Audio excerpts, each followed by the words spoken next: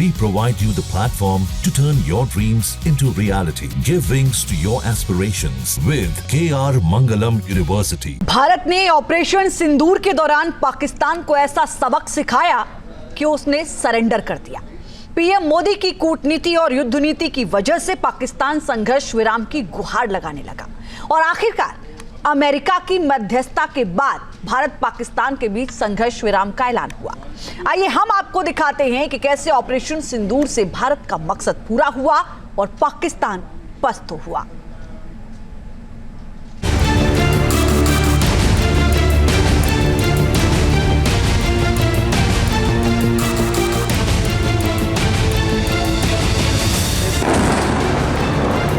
Attack हुआ है नूर Khan base पे, बिल्कुल घर के सामने। अभी एक जहाज गुजरा है।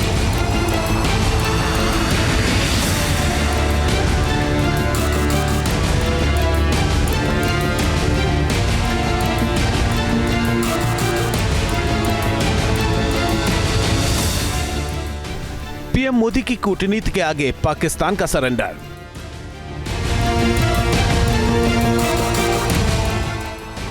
मोदी की युद्ध नीति के आगे नापाक साजिश फेल हुई।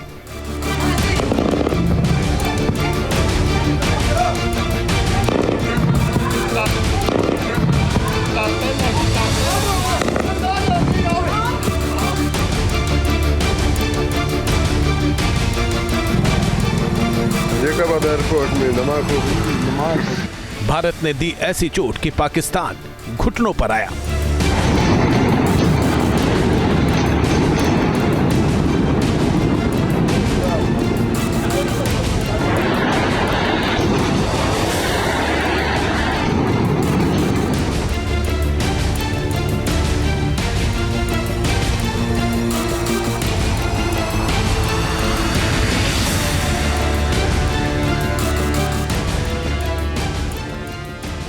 कई दिनों तक दोनों तरफ से गोलीबारी के बाद भारत और पाकिस्तान संघर्ष विराम के लिए तैयार हो गए। यानी अब ना तो पाकिस्तान भारत के खिलाफ उकसावे वाली कार्रवाई करेगा और ना तो भारत जवाबी एक्शन लेगा। Director General of Military Operations of Pakistan called the Director General of Military Operations of India at 15:35 hours earlier this afternoon.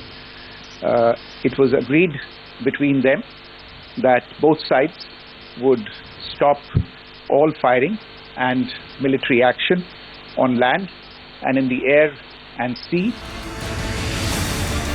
लेकिन सवाल यह है कि जो देश कल तक परमाणु बम की गीदड़ भभकी दे रहा था, वो आखिर कैसे घुटनों पर आया? हम आपको इसकी इनसाइड स्टोरी बताते हैं। 22 अप्रैल को हुए पहलगाम आतंकी हमले के बाद भारत ने ऑपरेशन सिंदूर चलाया। इसके तहत भारत ने पाकिस्तान के 100 से ज्यादा आतंकी मार गिराए। पाकिस्तान और पीओके के कई आतंकी ठिकानों को ध्वस्त कर दिया। इसके अलावा कई पाकिस्तानी एयरबेस को भारतीय सेना के एक्शन में खासा नुकसान पहुंचा। भारतीय सेना का प्रहार लाहौर और रावलपिंडी तक पहुंचा। इसके बाद 3 दिन तक चले ऑपरेशन सिंदूर से पाकिस्तानी सेना में हाहाकार मच गया। पाकिस्तान को जंग का डर सताने लगा। इसके बाद पाकिस्तान ने अमेरिका से संघर्ष विराम के लिए गुहार लगाई। तनाव बढ़ता देख अमेरिका ने भारत और पाकिस्तान के बीच मध्यस्थता करके पीएम मोदी को सीज फायर के लिए मना लिया। ट्रंप ने अमेरिकी विदेश मंत्री मार्को रूबियो को पीएम मोदी से बात करने को कहा।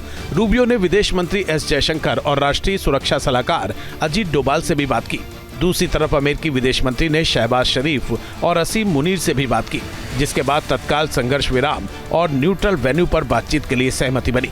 संघर्ष विराम के लिए रूबियो 48 घंटे तक दोनों देशों के शीर्ष नेतृत्व के संपर्क में रहे।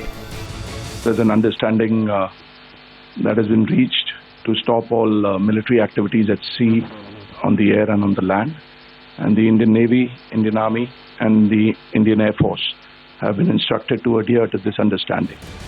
ट्रंप ने ट्रूथ सोशल पर एक पोस्ट करके संघर्ष विराम के बारे में ऐलान किया। उन्होंने लिखा, रात में यूएस की मध्यस्थता में चली लंबी बातचीत के बाद मुझे बताते हुए खुशी हो रही है कि भारत और पाकिस्तान तुरंत और पूरी तरह हमले रोकने के लिए तैयार हो गए हैं। मैं दोनों देशों को कॉमन सेंस, समझदारी से भरा फैसला लेने के लिए बधाई देता हूं। यहां हम आपको ये बता दें कि भारत ने ये सीज फायर अपनी शर्तों पर किया है। केंद्र सरकार ने कहा है कि भविष्य में कोई भी आतंकी वारदात होने पर उसे देश के खिलाफ युद्ध की कार्रवाई माना जाएगा। विदेश मंत्री एस जयशंकर ने भी कहा है कि भारत ने आतंकवाद के खिलाफ लगातार दृढ़ और अडिग रुख बनाए रखा है और वो ऐसा करना जारी रखेगा। सेना की ओर से भी ऐलान कर दिया गया है कि अगर पाकिस्तान ने भविष्य में फिर से कोई हिमाकत की तो मुंहतोड़ जवाब दिया जाएगा। The Indian Army, the Indian Navy, and the Indian Air Force, we remain fully prepared and ever vigilant and committed to defending the sovereignty and integrity of the motherland.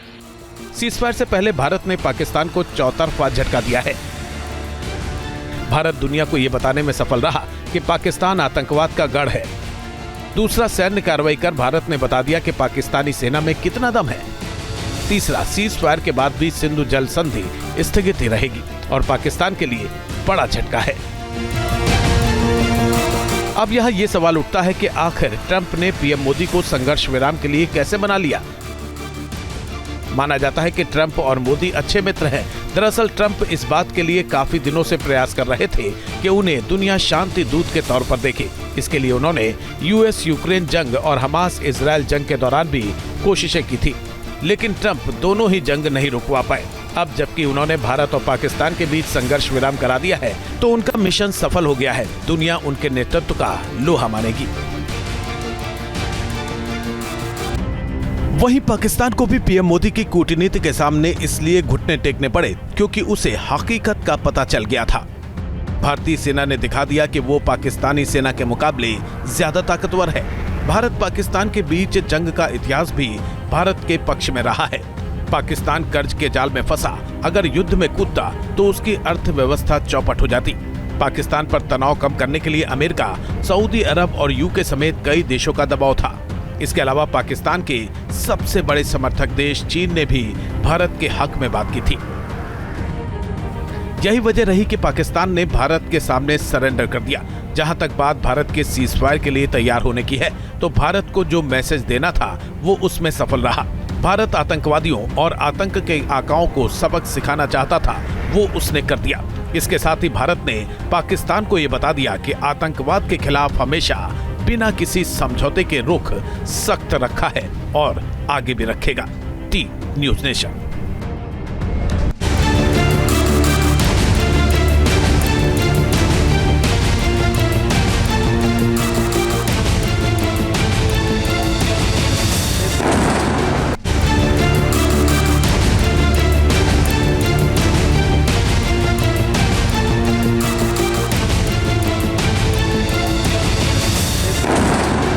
News nation अब WhatsApp पर खबरों की ताजा update के लिए news nation के इस QR code को स्कैन करें।